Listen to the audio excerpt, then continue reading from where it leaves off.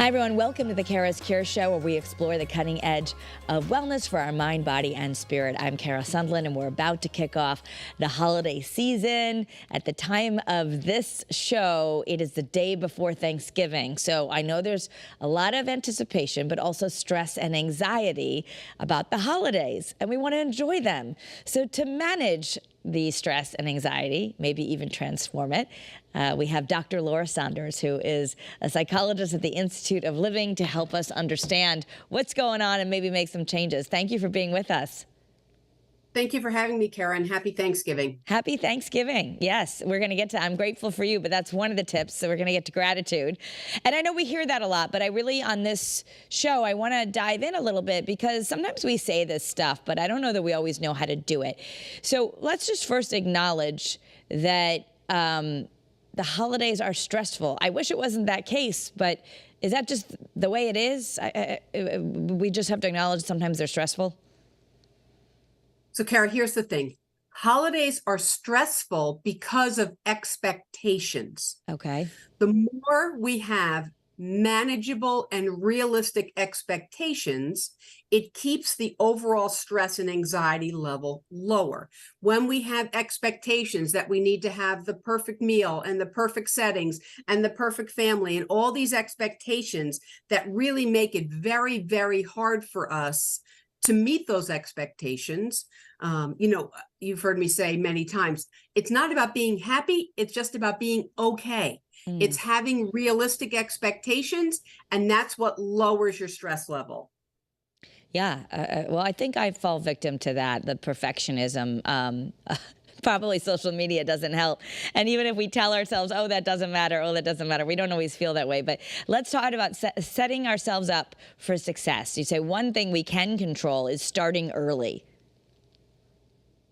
Whether or not you are an organized person or a not so organized person, the more you can use some strategies to help yourself get organized. So make lists, plan in advance, budget things. The more you can get a little bit of a head start, the more it makes managing expectations and managing stress easier. The reality is, the more we do things at the last minute, that is a recipe for high stress. Yeah, yeah. And I think some of us might thrive that way. I know at work I can be fine with last minute, but trying to manage all of these other things. I want to just throw something out, that there's a lot of apps out there. We did a story on organizing for Christmas last year or the year before, and this one's still on my phone, but it's free. It's called the Gift List. And I feel like it's going to help with some stuff that you're talking about. Number one, it helps you start early. Number two, it helps you remember what you buy, and you can even set a budget.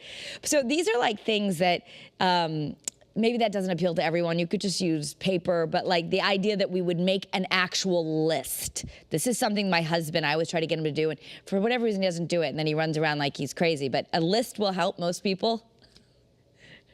A list helps everyone. Okay. Right. Now, I too I like a physical list, right? If you look around my computer and work area, I have lists. I like physical lists. So whether we do it on an app or do it on our phone or do it in the little notes section of our phone, create lists. And there's nothing more satisfying than crossing out or checking off something from our list because we have accomplished something.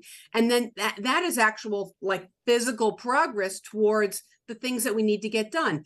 All adults, no matter what your socioeconomic status is, no matter, whether you're in a big family or a small family, we all have things that we have to manage and do as adults. So the more we can use strategies to get organized, the better it'll make us feel.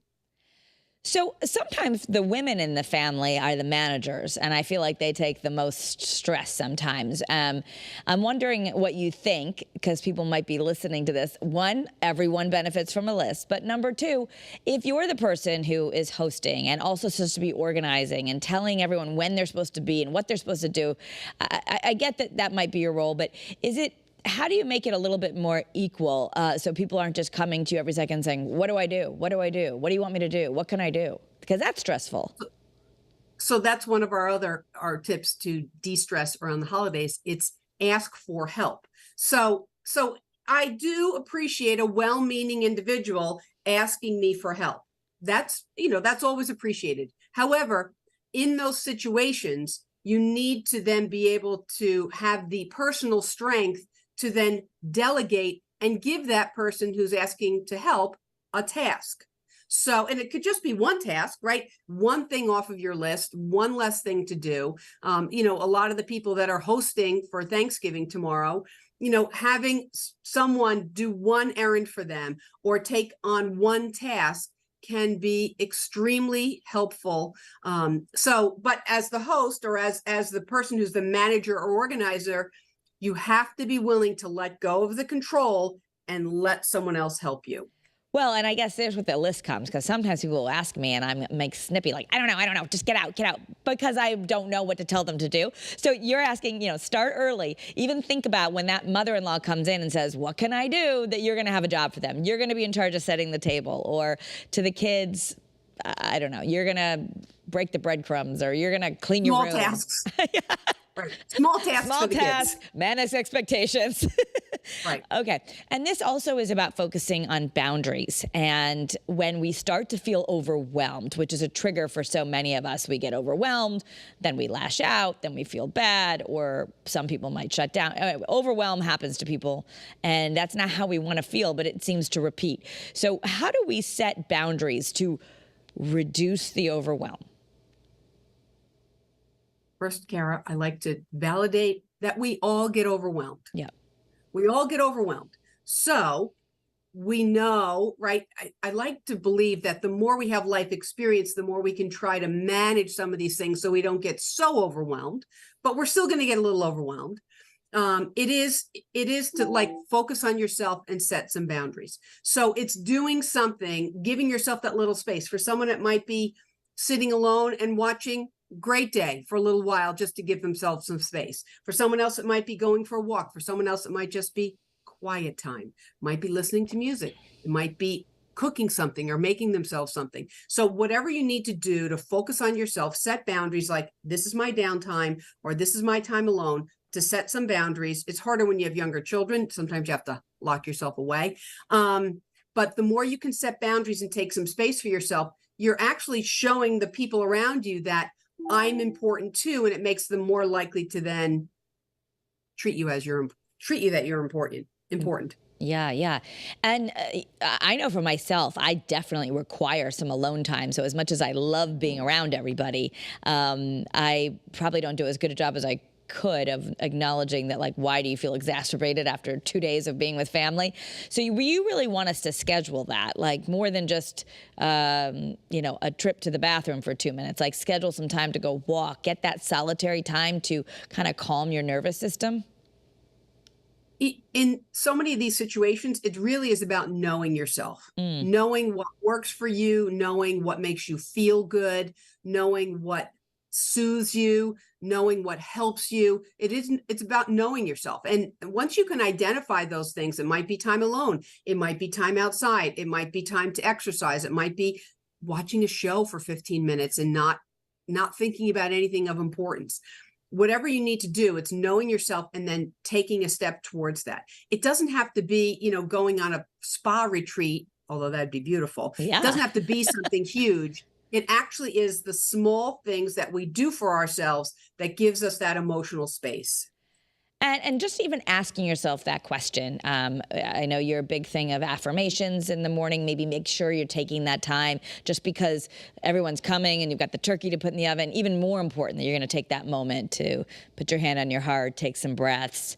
What about an SOS? Someone just triggered you and you don't want to lash out at Uncle whoever, or you're just feeling really, and you don't want to be that person. So you're thinking, I have an SOS. Is there something people can do in the moment? A big, deep breath. Okay. There's nothing that helps clear our mind and focus our thinking than a big, deep breath. And sometimes that 1 second, that maybe 2 seconds, whatever you can do to take that deep breath helps you think a little bit more clearly, sends oxygen coursing through your system. It gives you that moment to say, I'm okay. I'm going to manage this. whatever, whatever mantras, right? We all have different mantras in our head. Mine's, I'm okay. It's going to be okay, right? Okay is my go-to word. So, whatever that deep breath allows that thought to come in, to just slow you down and take a little space. And that space can be 3 seconds. Yeah, and I guess my kids are upset, and I say take a deep breath, they get mad at me. But there's some neuroscience behind this, right? So if you're really upset, you're kind of in your fight or flight, and just that act of taking a pause, one deep breath would be great. Sometimes you might need a couple more, but you're actually turning a switch inside. Yes, I think we've done a segment on this. Some people call it different things. It's like box breathing, right? This is a little even bit bigger, right? You breathe in for the count of 4, hold for the count of 4. I was thinking of it like a box. Breathe in for a count of 4, hold for a count of 4, breathe out for a count of 4, hold for a count of 3, right? So you breathe like a box, in 4, 4, 4, 4. That act slows your heart rate, helps oxygen get through your system, gives you more clear thinking. Right. So doing those things slows you down and just takes the edge off. Right. Yeah. We're not going to eliminate all stress. And there is so much to be thankful for. And yes, it's a lot of work to host. And what we're doing is we're creating memories. Sometimes oftentimes parents do things not just for themselves, but for their children. Yeah. They're creating memories, or, they're the host. My sister's the consummate host. She'll have, 35 people. She'll put a tent off the back of her house and have these amazing, parties and holiday gatherings. And we all remember them, right? But that's a lot of work and a lot of stress for someone to take on. So whatever you can do to slow your thinking and your breathing down, the better. Yeah, yeah. And money can be stressful. You say it's really important to be clear about the costs and the financial responsibility for all the holidays, because that gets to be a stress. Like, oh, I better buy this gift for so-and-so because they always get this for my kids. And so how do we handle the money stress? It is, we are in difficult times where not everyone has the same financial means. I think about, like, when my kids were younger, and, what are some of the most meaningful things that they gave? It was not big gifts. It was a bookmark that said, I love you, with a flower and a heart on it, right? So finding ways to make things. My sister's the consummate host. She'll make little things for people or for family members. She does these things. Again, that takes time and energy, but it's not about large costs. It's about what's the meaning behind it. Creating memories, doing things where it's spending time together. So it's just being realistic that you don't have to be that person that buys the biggest and bestest gift, that sometimes the best things are really personal and that way more meaningful.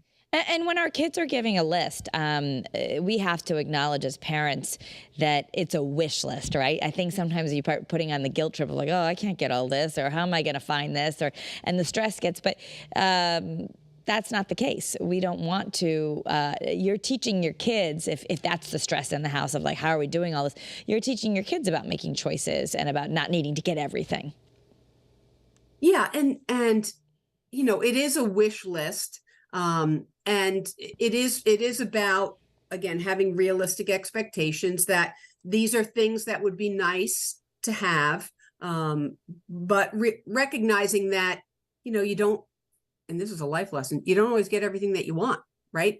And I'm not saying we're going to purposely, create failure experiences around the holidays, but it's doing things that creates meaning and finding ways to do it within your budget so that you don't overextend yourselves and then have to pay for it literally and financially for months and months. And then we talked a little bit about gratitude, but I really want to dive in here because we talked about an SOS, a breath. And if you're feeling that pressure, that overwhelm, or not good enough, or all those things that people can feel when they're trying to do unrealistic things, gratitude always makes what we have enough. In fact, I just read today that said, a reminder that if the only prayer you ever said was thank you, that's enough. I mean, gratitude is a huge thing, right? Gratitude is everything, because what it does is it sets a framework for how we're going to view the world, right? I've talked about this. It's in social psych, it's called positive recall bias, right? So do we remember all the things that went wrong, or do we remember the things that were good or went well or made us feel good or made us happy? And it's about extending that. I'm really making an effort to tell the people around me, I'm grateful for you, I care about you, I appreciate you, because as you give out that gratitude, it leaves the emotional space for more good things to come in. So it's not, to be invited to someone's house for a holiday is about, wow, thank you for having me. I mean, this is, this opportunity to connect and be around people is really meaningful. So it's focusing on the small things and trying to hold on to that feeling of appreciation and thankfulness. And that can really help us feel better. I want to take that one step forward. People say be grateful, and then when they're in a mood or things aren't going well, you say, what do I have to be grateful for? And obviously sometimes it doesn't mean that everything around you is just perfect, and that's easy to be grateful. We might have to actually work at it, cultivate a sense of gratitude, maybe just find one thing to be grateful for and sort of move up the emotional scale when we're having a moment. Yes. And what I like to emphasize, Kara, is that everyone has problems, right? Every family has its dings. We all have issues, right? And sometimes it's just, I'm able to breathe easy today, or the sun's going to come out today, or, I got a text message from someone I haven't heard from in a while. That made me feel good. So it's really focusing on those little things. It's not, I don't have enough money in my bank account, or I haven't heard from my adult child who's become estranged. I mean, it's not focusing on those things. I've heard the term, and I've really kind of grasped onto it, right? It's tailwinds versus headwinds, right? If you're focusing on all the things that are barriers and hurdles and things that make the day harder versus, I'm glad it's not raining right now, right? I'm going to have lunch with my son today, right? I mean, it's the little things. What are the little things that help kind of lift your spirits and buoy your day? Whatever it is, it's holding on to them and not focusing on what you don't have. And paying it forward. That's a big thing. You say, you don't have to be, some people say, oh, that's nice, I don't have the resources to donate all this to charity. I mean, these are small things, even giving a hug or doing a random act of kindness that can really make a difference for someone else, but also help our own mental health. You wouldn't believe, because I've been doing it a lot this week as a little experiment, the power of looking someone in the eye and saying, have a good day, right? That energy, I mean, and they're like, thank you, right? So it doesn't have to be big things, right? It's who doesn't love being in the line at Dunkin' or Starbucks and getting their coffee paid for, or their tea paid for them. We all love that. That's a big act of kindness. It can be little things. It can be, wow, I really love that sweater combination that you're wearing today. Or, you know what? You really helped me by sharing this, and now it, helped my workday go a little bit better, right? So it's the little things that we can do to extend acts of kindness. I mean, if you want to do bigger things like volunteer for organizations, or, donate money or donate goods. I mean, all food stores now have areas where you can donate some canned goods, you can donate things. So there's lots of things that you can do, but sometimes it's just looking at someone and saying, have a really good day. Yeah. And these random acts of kindness, you have found, even in some studies, can boost happiness that lasts 24 to 72 hours. So it's a reason to spread the joy. Right. And you never know when you give a compliment to someone, or you give them the energy of a good or great day, what kind of emotional place that they're in. And just being seen in that moment and just saying, like, wow, that was really nice. Right. And, it's just, and it's allowing good things to come in. Right. So that's another thing. We know that people that, actually, I should say, not just people that struggle with depression, have what's called the negative filter. So that negative filter is, 5 or 8 or 10 different things, good things can happen to you, and it sort of pings off your emotional wall. And that one negative or neutral thing goes, kind of hits you hard. That's the negative filter. So it's really being mindful to not let that negative filter be around you and allowing some of those good things to come in and some of that good energy to come your way so that you can allow a little bit more peace in your heart. What about, you mentioned estrangement before, and this is a really tough one because, let's be honest, as you say a million times, there are no Hallmark families. Some of us will have difficult relationships, and it's even harder if it might be with an immediate family member, a mother, a father, a sister, brother, and they're thinking, this is going to be toxic for me to go to this holiday, or vice versa. This is toxic for this person to come, but they're not ready to just say, you're out of my life. So how can someone handle that? It is important to acknowledge that there are difficulties in relationships, there are past traumas, there are communication deficits, there's difficulties that we all of us need to manage these things. And it is about, recognizing what you can and cannot handle, knowing what is important to you. And sometimes people say, well, I know I have a conflict with this person, but I still want to go to this family event. So I'm going to go, and I'm just going to, I tell myself, I just have to be there for an hour, right? And an hour may go by and you may say, I'm doing okay. I can extend this for another half hour to an hour. Or you might say, I've had enough, right? I've connected with a few people. I've been in this environment. I extended some goodwill and now I need to exit, right? That's the setting of a boundary. So it's not necessarily an all or nothing, like I'm going to have this relationship and be 100% in it, or I'm not going to have it at all. I can take some relationships in smaller doses, and I can do things to protect myself.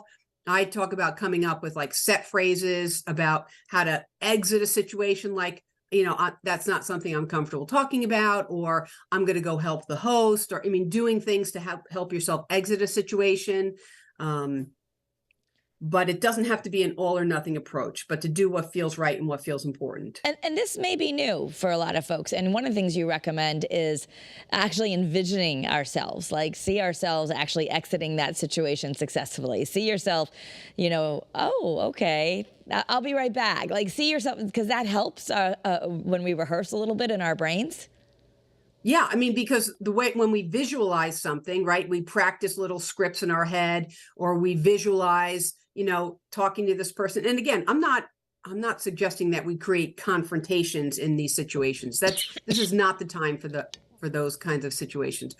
But we have an exit strategy. We see ourselves saying, I'm not comfortable talking about that. I hope you have a good day. And then exiting, we visualize these things. Sometimes when you plan in advance, it can be helpful. All of us do this when we get into a situation and then we walk away and we say, oh, I should have said this, or I should have said that. And that still might happen, but just to have things that you can do to protect yourself and exit a situation. Yeah, I think we spend so much energy trying to manage the other person. Like, well, I got to tell them not to say this to me or not to do this to me. And we don't have control of what other people are going to do. So at least as adults, we're going to have to understand that maybe your parent who is causing trouble in your life, who doesn't want to go to therapy, you're not going to be like, well, Dr. Laura Saunders says this, you're doing this wrong. We really kind of have to own our own space and accept that other people aren't going to see it our way. Yeah, because that's exactly the point. I don't have control over what someone else says or does. All I have control over is how I react to a situation. I might not even have control over the emotions that swell up. I might get angry, or I might get frustrated, or I might get sad, or I might, something from my past might come up. I don't have control over that. But what I can exert some control over is how I react to it, how I protect myself, or how I, manage a situation. That's the stuff that you have control over. I don't have control over what someone else does or says. Okay, and in our last few minutes together, I also want to give something for the parents out there of children. You want to have a nice time, but this happens, and I've been talking about this with my mom friends, where you go and maybe there's, the grandparents used to do it differently, right? You've got a kid who might have some outbursts, maybe they have ADHD, maybe they have sensory things, maybe they don't, I don't know, but they're like, why aren't you spanking their bottom, or why aren't you this, or, I wouldn't let my kid talk that way. And we can really get upset, like, like it's extra stress of feeling the judgment of other relatives who do it differently or parents who don't think you're doing a good job. How do we handle those prying eyes or judging looks about our children? Parenting's the hardest job in the world. And we're all doing, with few exceptions, we're all doing the best that we can. And it is different. Generations are different in the way that they handle things because what the things that we have to handle are so different, right? I've had some examples recently of like really how negative social media and video games are for some young people in terms of like how much like they become addicted. And that was not necessarily something that we had to deal with 20 years ago. So what we need to be careful about is not letting other people's judgment tap into our shame or guilt, right? Parents, I do think especially moms, but parents in general work to manage their guilt on a day-to-day basis, right? And that guilt comes from managing expectations, right? Am I doing this good enough? I mean, am I doing a good enough job at work? Am I doing a good enough job as a parent? Am I doing a good enough job as a spouse, right? Managing all of these things. And it's easy to tap into guilt and shame. And so, right, we've done a segment on like picky eating around the holidays. There are kids that are picky eaters. It doesn't mean I'm a bad parent if I have a picky eater. And I can tell you that the holiday gathering is not the time where they're going to change their picky eating habits because someone else shames them or so it's really managing our expectations, saying whatever we need to say to ourselves, like, I'm doing the best that I can, or, I can take some space from this, or I know my children are overall healthy. So whatever we can do, we all have differences. And a lot of times people want to see kids be in this very cookie cutter way. And I think we've really come around to say that kids shouldn't be all the same. I mean, it is, we need differences. We need divergence. We need all these things because it gives us strengths and things that we can look up to in the people around us. Yeah.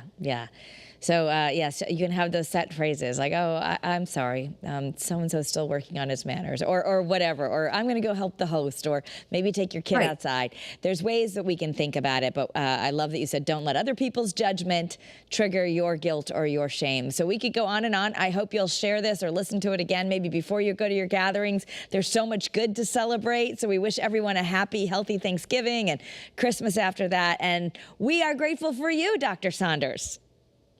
Thank you, Kara. I really appreciate these opportunities to share my thoughts on children, families, and mental health. Yes, absolutely. Wishing everyone a happy and safe season. Thank you, Dr. Saunders. Everyone listening, you can follow me on social media at Kara Sundlin. Have a great day and be well.